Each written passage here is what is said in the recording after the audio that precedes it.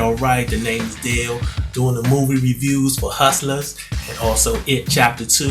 These movie reviews are done on behalf of Audio Liquor Mag, Audio Liquor Magazine. I end up seeing both of these movies on the same day, did a double feature. My plans and my intentions was to only go see It Chapter 2 at the theaters, but my wife was like, hey, why don't we go see Hustlers right after we see It Chapter 2? So it was her idea, and good thing I have a open mind because it wind up being the better of the two films. I was really sleeping on Hustlers, thought it was going to be average at best, and it ended up being better than average. So I'm going to start off with Hustlers.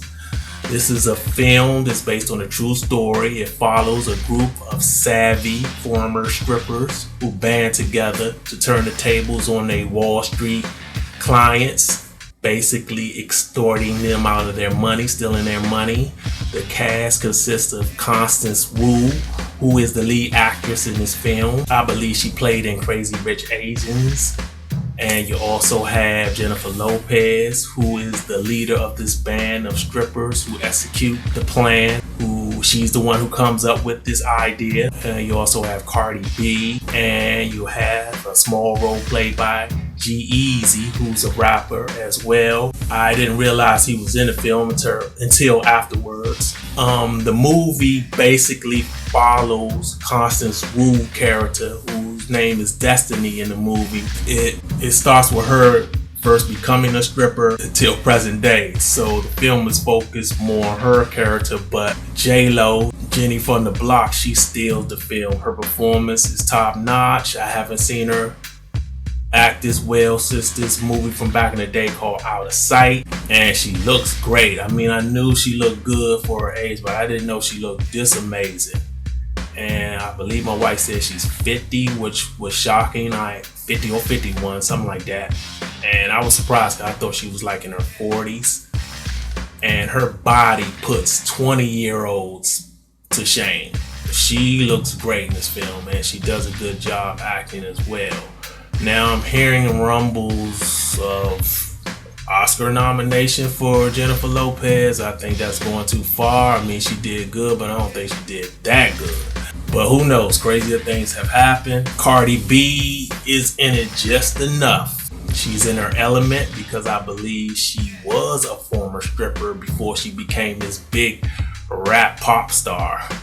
So I'm glad they didn't force her in more scenes just because she has the name. And she does a solid job for the scene she is in.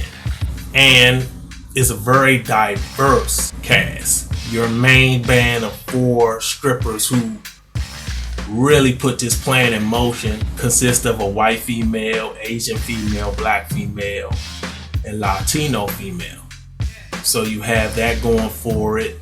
You also have a female writer and director who made this film. You don't have a guy writing a story or directing a story that's female driven. This is a very surprising movie, a good movie. I recommend you go see it at the theater. I'm gonna give it a B, give it a strong B. Now I'm going to move on to It Chapter 2. I love the first It movie, which came out like 2017. It was one of my favorite movies of that year. I've done a review on it. You can find that somewhere on YouTube. When I did that review back then, I gave the first It film an A-, but after watching it several times after that, I elevated the first It movie to an A.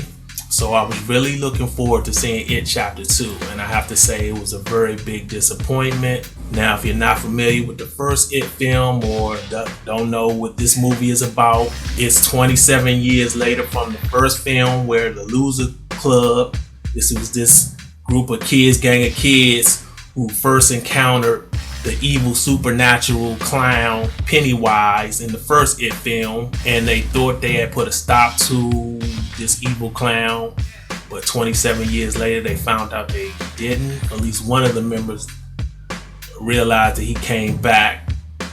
So now that they're grown-ups, they're adults, they have to come back to the small town of Derry where they all grew up at and put a stop for good to Pennywise, destroyed Pennywise for good. And the cast has some heavy hitters. You have Jessica Chastain, you have James McAvoy, you have Bill Hader, who is the standout. He has the standout performance in this movie. He makes this movie better than it is. And you also got the guy who used to play in them old Spice commercials. The one that used to be on the horse, them odd, strange Spice commercials that was funny some years ago. Well, he's in the movie and he does a very solid job in this film. I forgot he was that guy from the old Spice commercial. So he's in it as well. You have Bill Skarsgård, whatever his name is, Skarsgård, who reprises his role as Pennywise. You have the whole kid cast coming back, and you see them in flashbacks as they're reminiscing on the past, and they kind of give you clues to certain things they trying to accomplish in the film. They couldn't capture that lightning in the bottle that the kids had in the first film. It just wasn't as engaging with the kids, and the grown-ups couldn't capture that magic from the first film. The film felt empty. It had some good moments. It's not a bad movie, but I